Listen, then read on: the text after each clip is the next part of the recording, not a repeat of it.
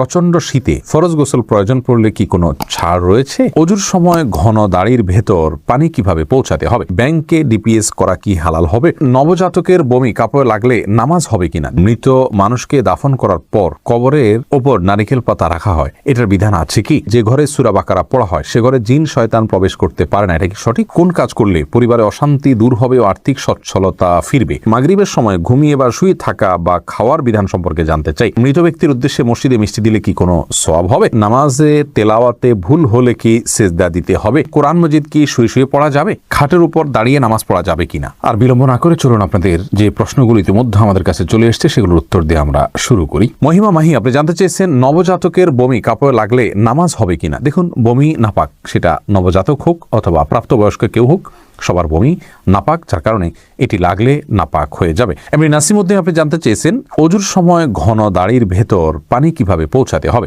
দেখুন, পানি এভাবে কোষ করে ধরে আপনি যেভাবে ভিজিয়ে রাখেন তাহলে সেক্ষেত্রে যত ঘন দাঁড়িয়ে হোক না কেন গোড়ায় চলে যাবে। এরপরে বোন সাদিয়া ইসলাম জানতেছেন লোকমুখে শুনেছি জীবদ্দশায় 1 কেজি সুরমা লাগালে সে জান্নাতি, এটা কি সঠিক? না বোন, এরকম কোনো কথা নেই যে 1 কেজি পরিমাণ সুরমা লাগালে সে জান্নাতি হবে। তবে হ্যাঁ, মৌলিকভাবে সুরমা লাগানো রাসূল আকরাম সাল্লাল্লাহু আলাইহি ওয়াসাল্লামের সুন্নাহ এবং সে বিষয়ে নবী সাল্লাল্লাহু আলাইহি ওয়াসাল্লামের সুস্পষ্ট নির্দেশনা রয়েছে। আমরা সুরমা লাগাবো আমাদের সাধ্য অনুযায়ী, তবে 1 কেজি পরিমাণ লাগাতে হবে এমন কোনো কথা নেই, এটি মনে করা কথা। সজল শেখ আইডি থেকে আপনি জানতে চাচ্ছেন ব্যাংকে ডিপিএস করা কি হালাল হবে? শুধু ব্যাংকগুলোতে ডিপিএস করা হারাম হবে, যেহেতু সেখানে আপনাকে সুদ দেওয়া হবে, সুদ ভিত্তিক লেনদেনের চুক্তি আপনার সাথে হয়ে যাবে সেজন্য। আর ইসলামী ব্যাংকগুলো যদি হয় তাহলে সেক্ষেত্রে বেশ কিছুটা ছাড় রয়েছে এবং সেটি কিছুটা কোনো ক্ষেত্রে এটি সন্দেহের মধ্যে পড়বে, শুবহাতের মধ্যে পড়বে, বাকি মৌলিকভাবে অন্য কোনো উপায় যদি কারো না থাকে এটি নাজায়েজ বা হারাম সরাসরি হবে না। তবে অ্যাভয়েড করতে পারলে সেটাও ভালো, যেহেতু সংশয় বা সন্দেহ সেখানেও রয়েছে। মাহফুজ আহমেদ মুন্না জানতে চেয়েছেন মৃত মানুষকে দাফন করার পর কবরের ওপর নারিকেল পাতা রাখা হয়, এটার বিধান আছে কি? না, মৃত ব্যক্তিকে কবরে দাফন করার পর নারিকেল পাতা রাখার কোনো নির্দেশ কোরআন হাদিসে কোথাও দেওয়া হয়নি, বরং রাসূল আকরাম সাল্লাল্লাহু আলাইহি ওয়াসাল্লাম একটা কবরে তিনি ডাল গেড়েছেন এমনটি পাওয়া যায়, সেটি একটা কবরেই গেড়েছেন, এছাড়া অন্য কোনো কবরে বা সচরাচর সব কবরে তিনি ডাল গেড়েছেন এমনটি পাওয়া যায় না, যার কারণে কবরে কোনো কিছু গাঁটতে হবে এমন কোনো কথা ইসলামের শরীয়ত অনুযায়ী নির্দেশিত নয়। মুজাহিদুল ইসলাম শওকাত আপনি জানতে চেয়েছেন যে ঘরে সূরা বাকারা পড়া হয় সে ঘরে জিন শয়তান প্রবেশ করতে পারে না, এটা কি সঠিক? যদি সঠিক হয় তবে সূরা বাকারা কতটুকু পড়তে হবে? ভাই মুজাহিদুল ইসলাম, এটা সঠিক এবং এ সম্পর্কে রাসূল আকরাম সাল্লাল্লাহু আলাইহি ওয়াসাল্লামের স্পষ্ট হাদিস রয়েছে। সূরা বাকারা যদি তেলাওয়াত করা হয় কোনো বাসায়, সেখানে জিন শয়তান প্রবেশ করে না, এক্ষেত্রে কতটুকু তেলাওয়াত করবেন? এর উত্তর হলো যে আপনি তেলাওয়াত করতে থাকবেন শুরু থেকে শেষ পর্যন্ত, কোনো লিমিটেশন নাই যে এত আয়াত পড়বেন, যত বেশি পড়বেন বারবার পড়তে থাকবেন। নিজে পড়তে না পারলে তেলাওয়াত রেকর্ডকৃত তেলাওয়াত চালু করে রাখবেন, যদি অনেক উলামা একরাম সেটিকে যথেষ্ট নয় বলেছেন, কিন্তু আমরা দেখেছি রেকর্ডকৃত তেলাওয়াত চালু করে রাখলেও বাসা বাড়িতে জিনের উপদ্রব কমে যায়, মানুষ অনেকটা সুরক্ষিত হয়ে যায় আলহামদুলিল্লাহ। এরপরে আব্দুল্লাহ মাহমুদ জানতে চেয়েছেন ইউটিউব চ্যানেলে নামাজে তেলাওয়াতে ভুল হলে কি সেজদা দিতে হবে? দেখুন, নামাজে যদি তেলাওয়াতে ভুল হয় তাহলে সেজদা দেওয়ার ব্যাপার নাই। আপনার ভুলটা হয় অর্থ বিকৃত হওয়ার পর্যায়ের ভুল হবে না, তাহলে তো কোনো অসুবিধাই নেই। আর যদি অর্থ বিকৃত হওয়ার মতো ভুল হয় সেক্ষেত্রে আপনি 3 আয়াত বা যতটুকু না পড়লে নয় এতটুকু পড়ে ফেলেছেন, তারপরে যদি ভুল হয় তাহলে ইনশাআল্লাহ সেখানে আপনার সালাত হয়ে যাবে। কোনো ক্ষেত্রে অর্থ বিকৃত হওয়ার মতো ভুল যদি হয় তাহলে সেক্ষেত্রে আপনার সালাত হবেই না, সিজদা সাহুতে এটি কুলাবে না। নুসরাত জাহান ইমু আপনি জানতে চেয়েছেন মৃত ব্যক্তির সামনে আগরবাতি জ্বালানো যাবে কিনা? দেখুন, আগরবাতি মূলত জ্বালানোর নির্দেশ হলো সুঘ্রাণের জন্য, অতএব মৃত ব্যক্তিকে রেখেছেন, তার দেহ থেকে কোনো দুর্গন্ধ আসতে পারে, সেই জায়গা থেকে আপনি সুঘ্রাণ যুক্ত কোনো কিছু ব্যবহার করতেই পারেন, আগরবাতি জ্বালাতেই পারেন। এছাড়া মসজিদে আগরবাতি জ্বালানোর কথা মুরাদুল্লাহ তাআলা বলেছেন, ইমানদারের বাসা বাড়িতে আগরবাতি অথবা ধূপের আপনার ধোঁয়া এটা প্রজ্বলন করা হবে সুঘ্রাণের জন্য, এটি ভালো, এটি খারাপ কোনো কাজ নয়, তবে মৃত ব্যক্তির জন্য করতেই হবে এমন কোনো বিষয় নয়। নাহিদ নোমান জানতে চেয়েছেন কোন কাজ করলে পরিবারে অশান্তি দূর হবে ও আর্থিক সচ্ছলতা ফিরবে? ভাই নাহিদ, এর জন্য আপনাকে আমি পরামর্শ দেব 2টি কাজ সবচেয়ে গুরুত্বের সাথে করার, এক হলো দুরূদ শরীফ আর একটা হলো ইস্তেগফার। এই 2টি জিনিস আপনি বেশি বেশি করে পাঠ করবেন। রাসূল আকরাম সাল্লাল্লাহু আলাইহি ওয়াসাল্লামের হাদিস থেকে বোঝা যায় দুরূদ এটা বেশি বেশি করে পাঠ করলে মানুষের বিপদ আপদ দূর হয়, পেরেশানি থেকে আল্লাহ তাআলা মুক্তি নসিব করেন। ইস্তিগফারের ক্ষেত্রে আল্লাহ তাআলা বলেছেন সূরা নূহের মধ্যে ফাকুলতু ইস্তাগফিরু রাব্বাকুম ইন্নাহু কানা গাফফারা ইউরসিলিস সামা আলাইকুম মিদরারা ওয়া ইউমদিদুকুম বিআমওয়ালিন ওয়া বানিন ওয়া ইয়াজআল লাকুম জান্নাতিন ওয়া ইয়াজআল লাকুম আনহারা। আয়াতগুলোর আলোকে অনেক মুফাসসিরিন ইকরাম, অনেক উলামা ইকরাম বলেছেন যে ইস্তেগফার বেশি বেশি করলে আল্লাহ তাআলা রিজিক বৃদ্ধি করেন এবং মানুষের রিজিকের অনটন দূর করেন। অতএব এই দুটি আপনি নিয়মিত করবেন, সেই সাথে আপনি খুব সিরিয়াসনেসের সাথে হালাল উপার্জনের জন্য চেষ্টা করে যাবেন। আল্লাহ তাআলা আপনার সমস্যাকে দূর করে দিন। এরপরে ফারিয়া ইসলাম জানতে চেয়েছেন, কোরআন মাজিদ কি শুয়ে শুয়ে পড়া যাবে? হ্যাঁ বোন ফারিয়া, কোরআন মাজিদ শুয়ে শুয়ে পড়া যাবে। কোরআন মাজিদ শুয়ে পড়া যাবে না এমন কোনো কথা কোরআন হাদিসের কোথাও বলা হয়নি, বরং সাধারণ অবস্থায় কোরআন মাজিদ পড়া যাবে। তবে কোরআন মাজিদের প্রতি, কোরআন মাজিদকে বুকের মধ্যে ধরে অসম্মানজনকভাবে শুয়ে শুয়ে পড়া উচিত না। আপনি মুখস্থ থেকে পড়তে পারেন, আর সাধারণ অবস্থায় বসে বসে সুস্থ অবস্থায় আপনার কোরআন মাজিদ পড়ার চেষ্টা করা উচিত। ইস্তাব্রো বাণী এই আইডি থেকে আপনি জানতে চেয়েছেন, খাটের উপর দাঁড়িয়ে নামাজ পড়া যাবে কিনা? যাবে, কোনো অসুবিধা নেই। আপনি খাট হোক আর ভূমি হোক, ফ্লোর হোক, যে কোনো জায়গায় দাঁড়িয়ে সালাত আদায় করতে পারবেন।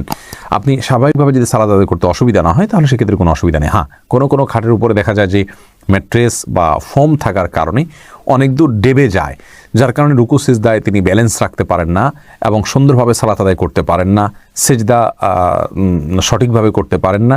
এরকম যদি হয় তাহলে সেক্ষেত্রে তার জন্য খাটে দাঁড়িয়ে সালাত আদায় করা উচিত হবে না। এটা কমপক্ষে মাকরু হবে, অপছন্দনীয় হবে। তবে সালাত হয়ে যাবে। যেহেতু সালাত স্বাভাবিকভাবে করতে তার অসুবিধা হয়, শরীরে ব্যালেন্স ঠিক রাখতে পারে না, রুকু সিজদা যথাযথভাবে করতে অসুবিধা হয় এবং মনোযোগও ব্যাঘাত সৃষ্টি হয়, যার কারণে এরকম জায়গায় সালাত আদায় করা উচিত নয়। আর যদি এতটা নরম না হয় তাহলে সেক্ষেত্রে সাধারণ খাটে বা চকিতে সালাত আদায় করতে কোনো অসুবিধা নেই। সুজন মুখতার আপনি জানতে চেয়েছেন ইউটিউব চ্যানেলে স্বপ্নে সহবাস করতে দেখলে গুনাহ হবে কিনা? না, এর কারণে কোনো গুনাহ হবে না, কারণ এটি বান্দার ইচ্ছাধীন কোনো বিষয় নয়, বান্দার ইচ্ছাধীন বিষয় নয়, এমন বিষয়ের জন্য আল্লাহ তাআলা বান্দাকে পাকড়াও করবেন না। জান্নাত আরা জুলি আপনি জানতে চেয়েছেন, মুরগি একাই জবাই করতে পারবে কি না কারো হেল্প ছাড়া? হ্যাঁ, করতে পারবে, কোনো অসুবিধা নেই। মুরগিতে একজন ধরতে হবে এমন কোনো বাধ্যবাধকতা নেই। আপনি মুরগি যেভাবে খুশি সেভাবে জবাই করবেন, জবাই করাটাই হলো মুখ্য।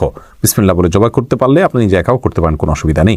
এমনি মামুন হোসেন জানতে চেয়েছেন, মৃত ব্যক্তির উদ্দেশ্যে মসজিদে মিষ্টি দিলে কি কোনো সওয়াব হবে? দেখুন, মৃত ব্যক্তির পক্ষ থেকে আপনি গরিব দুঃখীকে খাবার দিতে পারেন, কোনো অসুবিধা নেই। দিনক্ষণ ঠিক না করে এমনিতে গরিব দুঃখীকে খাবার দিলেন। মসজিদে বিশেষভাবে খাবার দিতে এমন কোনো কথা নেই। গরিব দুঃখীকে খাবারটা আপনি বাইরেও দিতে পারেন, তাদের বাসা পৌঁছে দিতে পারেন। মসজিদ থেকে, মসজিদের সাধারণ মুসল্লিরা আছে তাদেরকে আপনি দান করতে পারেন মৃত ব্যক্তিকে সওয়াবের উদ্দেশ্যে, সেটিও হতে পারে। কিন্তু এটিকে আমাদের দেশে যেরকম সিস্টেম বানিয়ে নিয়েছে এমন মানুষ, যে কেউ মারা গেলে মসজিদে মিষ্টি পাঠানো, জিলাপি পাঠানো, মুসল্লিদেরকে খাওয়ানোর জন্য, এরকম কোনো নির্দেশ, আলাদা পার্টিকুলার নির্দেশ ইসলামে দেওয়া হয়নি। তবে হ্যাঁ, গরিবের পক্ষ, এই মৃত ব্যক্তির পক্ষ থেকে আমরা সাদাকা করতে পারি, তারই অংশ হিসাবে খাদ্যদান হতে পারে। সেটি গরিব অসহায় মানুষকে প্রাধান্য দিয়ে দেওয়া উচিত। মসজিদে না দিয়ে আপনি সেটি যদি বস্তিতে দেন, গরিব মানুষের বাসা বাড়িতে দেন, সেটি আরও বেশি সওয়াবের কারণ হবে ইনশাআল্লাহ। এমডি রায়হান সিদ্দিকী আপনি জানতে চেয়েছেন, মাগরিবের সময় ঘুমিয়ে বা শুয়ে থাকা বা খাওয়ার বিধান সম্পর্কে জানতে চাই। দেখুন ভাই রায়হান, মাগরিবের পরে এশার আগে শোয়ার ব্যাপারে হাদিসে নিষেধাজ্ঞা রয়েছে। নবী সাল্লাল্লাহু আলাইহি ওয়াসাল্লাম অপছন্দ করতেন এই সময় শোয়াটাকে, যার কারণে মাগরিবের পরে শোয়া উচিত নয়। তবে যদি কেউ অসুস্থ থাকেন, শরীরে ক্লান্তি থাকে, তিনি শুয়ে আছেন ক্লান্তির কারণে, সেটি ভিন্ন বিষয়। কিন্তু সাধারণ অবস্থাতে এই সময় ঘুমানো নিষিদ্ধ, কারণ এই সময় ঘুমাইলে আপনার এশার সালাত তরক হয়ে যেতে পারে। তাছাড়া সকাল এবং সন্ধ্যার সময়গুলো আল্লাহকে স্মরণ করার সময়, জিকিরের সময় যেন এই সময় ঘুমিয়ে কাটাবেন না। শুধু সামান্য একটু শুয়ে থাকা, এটা ভিন্ন বিষয়, এটা ইনশাআল্লাহ নিষেধাজ্ঞার আওতায় পড়বে না। এরপরে রাশিদুল ইসলাম শান্ত জানতে চেয়েছেন, প্রচণ্ড শীতে ফরজ গোসল প্রয়োজন পড়লে কি কোনো ছাড় রয়েছে? ভাই শান্ত, প্রচণ্ড শীতে ফরজ গোসল এর ক্ষেত্রে আপনি ঠান্ডা পানিতে গোসল করা কষ্টকর হলে আপনার জন্য ছাড় রয়েছে। সেই ক্ষেত্রে যদি ঠান্ডা পানি ব্যবহার করলে আপনার অঙ্গহানি হতে পারে, প্রচণ্ড রকমের রোগ দেখা দিতে পারে, জীবন নাশের ভয় হয় আপনার, অথচ গরম করার কোনো ওয়ে না থাকে, এরকম যদি হয় তাহলে আপনি তায়াম্মুম করতে পারেন। এরকম কোনো সিচুয়েশনে যদি পড়েন, এরকম কোনো জায়গায় যদি থাকেন। কিন্তু সচরাচর আমাদের দেশে যে পরিমাণ শীত পড়ে, কিছু যে এলাকাতে পঞ্চগড় ইত্যাদিতে অনেক বেশি শীত পড়ে, সেখানে এরকম কোনো সিচুয়েশন থাকতে পারে। কিন্তু নর্মালি অন্যান্য এলাকাগুলোতে, ঢাকার আশেপাশে বা অন্যান্য জেলাগুলোতে যে পরিমাণ শীত পড়ে, তাতে পানি ব্যবহার করলে অঙ্গহানি হয়ে যাবে বা জীবন হুমকির মধ্যে পড়বে, এরকম পরিস্থিতিতে পড়ার সম্ভাবনা খুবই ক্ষীণ। সেই জায়গা থেকে এটি আমাদের জন্য করা জায়েজ হবে না, অর্থাৎ তায়াম্মুম করে নামাজ আদায় করা জায়েজ হবে না, গোসলই করতে হবে। আর গরম পানির ব্যবস্থা কম বেশ প্রায় বেশিরভাগ জায়গায় আজকাল থাকে। একটু কষ্ট হয়, হয়তো একটু বিব্রতকর পরিস্থিতিতে পড়তে হয়, অন্যরা জেনে যাবে, তাতে কি?